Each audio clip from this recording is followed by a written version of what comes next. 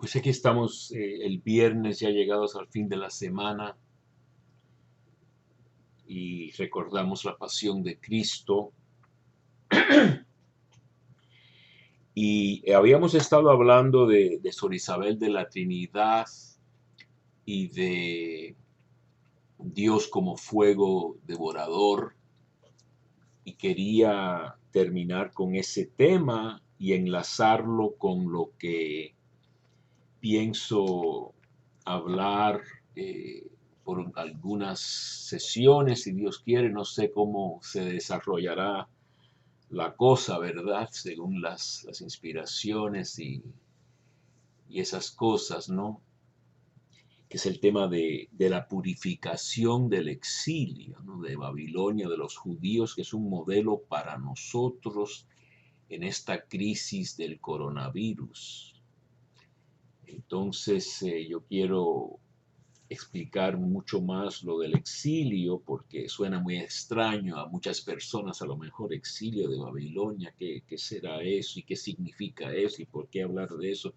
Pues ese es el momento crucial de Israel donde se convierte, tiene una conversión muy grande, se vuelven verdaderos judíos.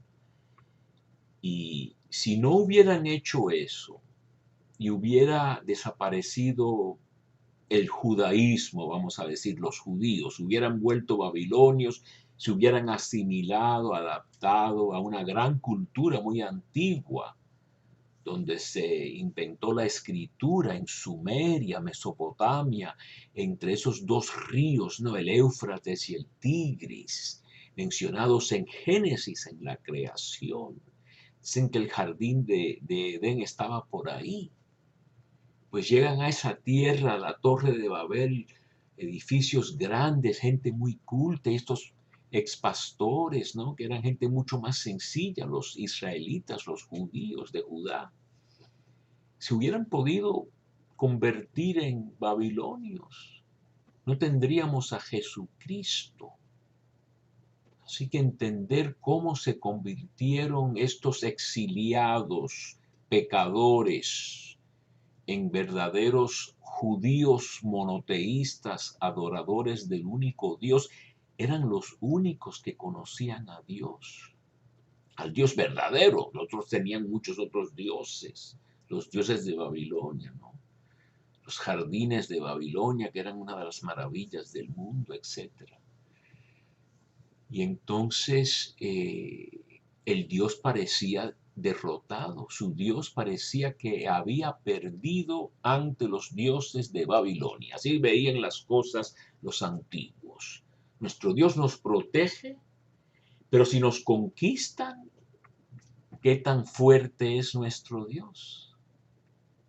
Entonces la obra del exilio de Babilonia es una obra, como decía yo, de grandes líderes, pensadores, muchos anónimos, otros podemos por lo menos situarlos en alguna escuela, en algún movimiento. Pero tenemos un gran nombre que ya he repetido, he dicho, Ezequiel.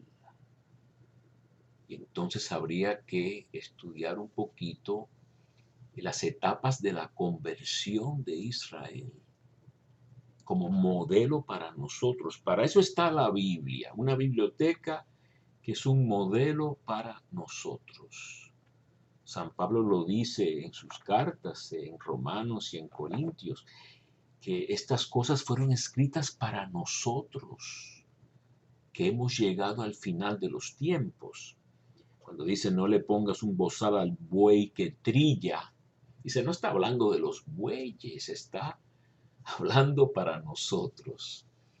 Entonces, esta mañana estaba pensando yo en mi oración y mi lectura, exactamente qué voy a hablar, tendré alguna inspiración para animarme para hablar.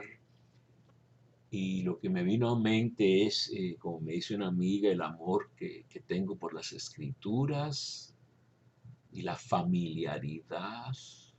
Me siento cómodo, por eso yo quiero inculcarle a todos que se acerquen a las escrituras. Es como hacer ejercicio. Sé que es difícil porque a mí me toca mucho hacer ejercicio. Una vez que uno se acostumbra a estar sentado mucho, ponerse a hacer ejercicio es difícil. Y si nunca hemos leído la Biblia, pues también es difícil. Pero yo cuando necesito, es como comer para mí espiritualmente. Se puede decir, ¿no? Cuando tengo hambre voy y como algo, ¿no? Cuando necesito un aliento, una palabra alentadora. Esta mañana estaba leyendo yo del siervo, precisamente. Cada mañana me despierta el oído el Señor, dice Isaías 50, ¿no? Para darle una palabra de consuelo al que está abatido, ¿no? Más o menos así dice el texto, ¿verdad? Entonces yo cuando abro las escrituras, siempre escucho la voz de Dios hablándome frescamente, hablándome en ese momento de nuevo. No es algo ya que se leyó y se acabó ese libro y se guardó, se regaló, sino que se vuelve y se vuelve a el texto. Entonces habíamos hablado de Sor Isabel de la Trinidad, esta gran santa canonizada, carmelita descalza, y que ella se quemaba por dentro y su consuelo era pensar que Dios es un fuego devorador. Y también en la Biblia se aplica muchísimo el fuego a la purificación. Jesús habla, he venido a traer fuego a la tierra. O hay un bautismo con el cual tengo que ser bautizado. Y no está hablando del bautismo que ya tuvo con Juan Bautista, está hablando del bautismo de la pasión. Entonces, el fuego era lo que purificaba los objetos impuros. Y en la tradición judía, especialmente la de Jesús más avanzada, la purificación con agua, como la del diluvio, no bastaba. Hacía falta el fuego. Y para nosotros el fuego también es el Espíritu Santo. El fuego es una imagen, ¿no? Nadie se va a quemar directamente, ¿no? Aunque ha habido alguna santa por ahí, Ángela de Foligno, creo que le gustaba el carbón y cosas así. Pero en verdad el bautismo es un símbolo usando el agua. El agua se usa como símbolo en el sacramento del bautismo, pero también el bautismo es las lenguas de fuego de Pentecostés, ¿no? La purificación que viene con el fuego. Yo creo que cuando ponen sal en la lengua, o ponían quizá, no sé ahora cómo hacen los ritos, yo no soy diácono ni sacerdote, también la sal es una cosa de purificación. Entonces yo quería leer este final del capítulo 12 de Hebreos, que vimos bastante ayer, sobre la disciplina de Dios, ¿no? La disciplina de Dios, y precisamente por eso yo uso la palabra pedagogía, ¿no? Que se toma normalmente como enseñanza, pero el origen de la palabra paidos es el niño, por eso la pedofilia, algo muy feo, el amor a los niños, pero es un amor perverso. Pero la pedagogía es el conducir al niño, again es el verbo griego de conducir, ¿verdad? A la escuela. Era la labor de un esclavo que llevaba al niño a la escuela, el pedagogo, el que conducía al niño. Y entonces yo digo, a veces lo jalaban por las orejas y no querían ir a la escuela, ¿verdad? Pero el hecho es que cuando leíamos ayer en Hebreos 12, que la corrección del Señor no es grata cuando se recibe, etcétera. Lo dice Hebreos 12, por ejemplo, en el verso 7. Está hablando ahí en griego de paideia, que es la disciplina divina. La corrección, algo está torcido, se corrige, se pone recto. o la disciplina que tiene que ver con aprender.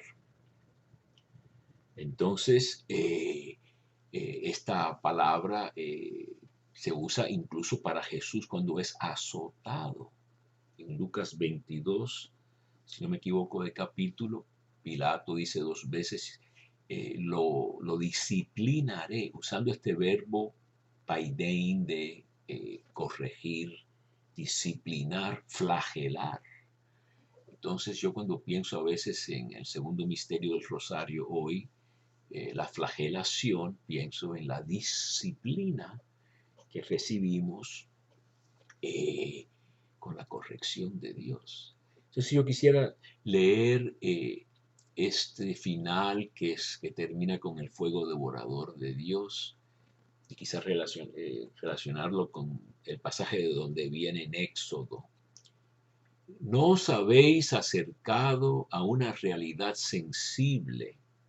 Quiere decir, estaba hablando del monte Sinaí, cuando los israelitas recibieron la antigua alianza, que era en medio de fuego, trueno, humo, temblor de tierra, todo eso. Un poco como con Pentecostés, ¿eh?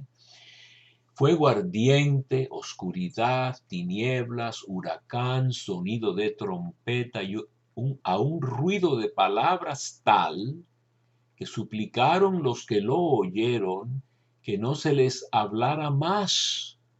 Es que no podían soportar esta orden. El que toque el monte, aunque sea un animal, será lapidado. Tan terrible era el espectáculo que el mismo Moisés dijo, espantado estoy y temblando.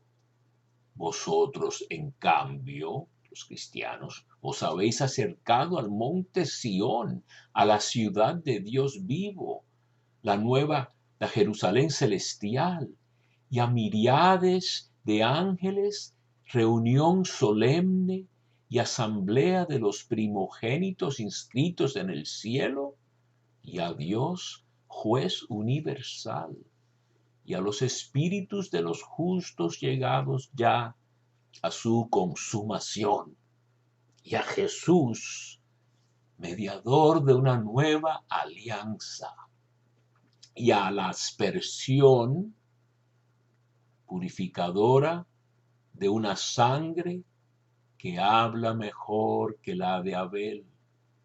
Guardaos de rechazar al que os habla, pues si los que rechazaron al que promulgaba los oráculos desde la tierra no escaparon al castigo, mucho menos nosotros, si volvemos la espalda al que nos habla desde el cielo. ¿Verdad?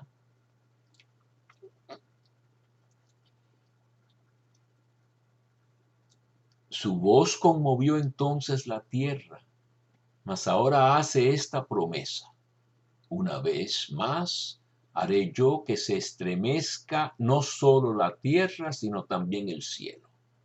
Estas palabras, una vez más, quiere decir que las cosas conmovidas se cambiarán, ya que son realidades creadas a fin de que permanezcan las inconmovibles. Por eso nosotros que recibimos un reino inconmovible, hemos de mantener la gracia y mediante ella ofrecer a Dios un culto que le sea grato, con religiosa piedad y reverencia, pues nuestro Dios es fuego devorador. Entonces, es una exhortación en la epístola a los Hebreos, al final del capítulo 12, muy fuerte. Sitúa las cosas en un ambiente, en un contexto un poco aterrorizante, ¿no? La majestad de Dios y al hecho de que estamos, como decía antes, rodeados de mártires. Aquí estamos rodeados de los espíritus justos que ya se han llegado a la consumación, no se han consumido nada más, sino que se han consumado, se han perfeccionado y están con Dios en los cielos. Entonces, en otra ocasión, yo creo que la próxima vez comparto el texto de Éxodo al final del 24, pero por ahora tengo que parar.